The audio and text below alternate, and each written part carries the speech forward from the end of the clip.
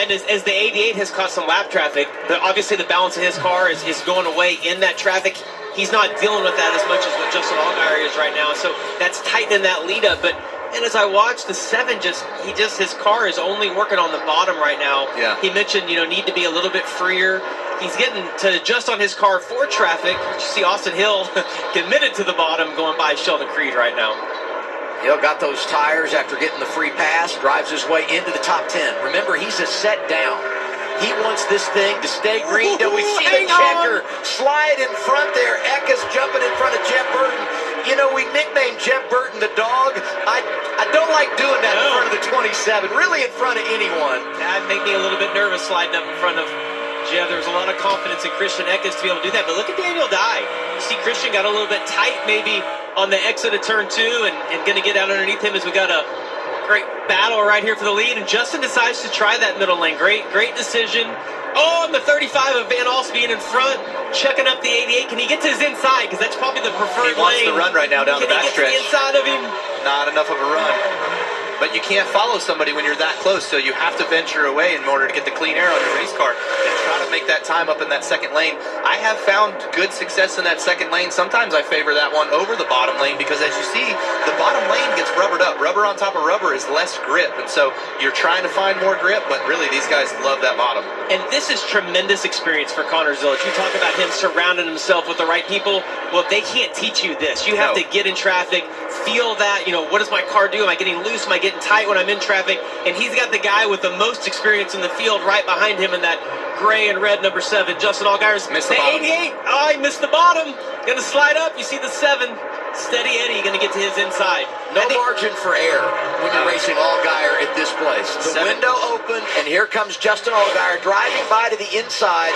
7 is back on point, but not so fast. Traffic here gonna make a play. And this time he might be able to finish the deal. Yep, traps Connor Zilisch in behind the 14, the lap car of Garrett Smithley. And Justin Allgaier is back in control of the race. But I thought we were going to get a little crossover there. Zilisch couldn't make it work. Run lane 2, 88. Oh, don't follow the wake. Come on, buddy. Good racing between these two teammates, though.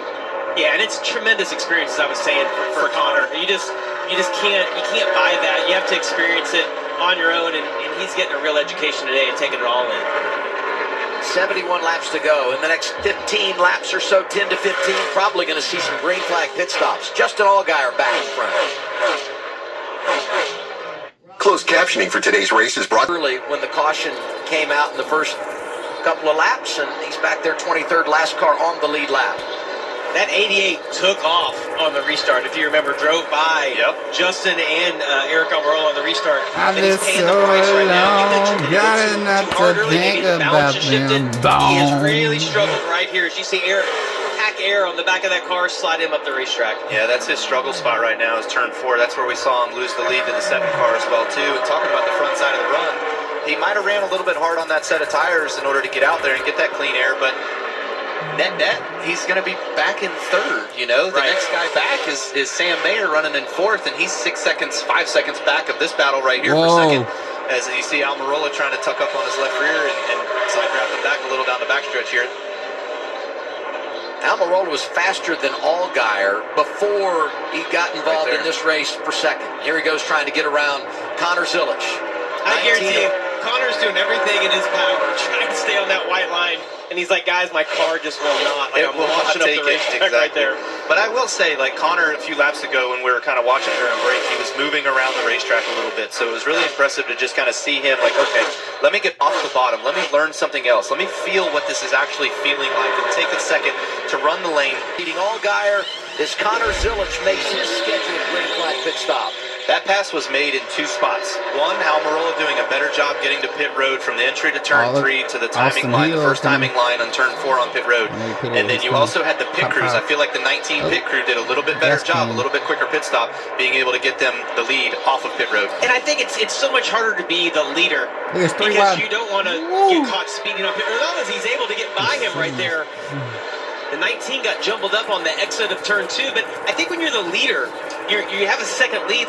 Don't mess it up, right? And so it's easier to be the guy chasing And like Kyle mentioned, it's just a little bit of everything. You mentioned don't mess it up. His teammates did. Connor Zilic in the 88 speeding, and his teammate, also the 8, our pole sitter, Sammy Smith, too fast. You just can't make a mistake like that at this stage of the race. And Kyle, that goes back, you talking about like racing for the championship. He's just going to have some mistakes like that. And this is a really hard pit road to get onto. Somebody always gets caught speeding, getting onto this pit road, and it's part of it, and it's part of being a rookie. Those are the experience. That's the experience. Those are the times. Like Justin giving up a little bit is an experienced driver going, don't mess it up as we that's like what I do. Unfortunate for the Still 8 get about a top 10, also. top 5, or even win all the time. Allgaier Always will make taking their pit stops. They're shown 4th and 5th on track right now. Kyle Sieg, Daniel Dye, Brennan Poole, the top 3 yet to make a stop. They'll have to come down and give up that track position. On board Jeff Burton, he had problems when he came down pit road. Equipment penalty here. There it is. And there it is, taking out. the gas can with him. And that's what we saw. Oh. I wondered what went down there, but it slid up under the race car of Carson Quapple. What do you think that rear tire changer was thinking when he ran around and there was a gas can stuck under the car? That could have been really bad right there. At first, he probably thought, what did my guy do? Right. He has no idea that came from the box behind. Wow. 3 penalties for drivers that started the cycle inside the top 15. Golden Corral! Go, boy, go! And everyone now, except for the top 2, Sieg and Dye, can go the distance on fuel. And everyone in that group does have one more set of tires should the caution come out, with the exception of Austin Hill. We've documented his situation. They had to make an unscheduled stop earlier.